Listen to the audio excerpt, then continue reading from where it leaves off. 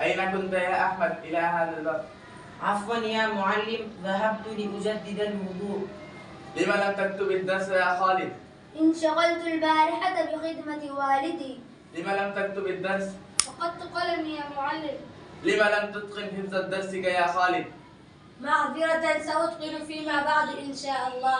أهذه الساعة تحضر في المدرسة؟ عفوا يا معلم، ذهبت لأجدد الوضوء. ما هو سبب غيابك بالأمس يا محمد؟ كانت تدهورت الأوضاع في المدينة. لم تصفر في الصف ألا تستحي؟ معذرة، لا أكررها. لماذا ترتكز على الكتاب؟ أما تحترمه؟ معذرة، سهوت ولم أشعر.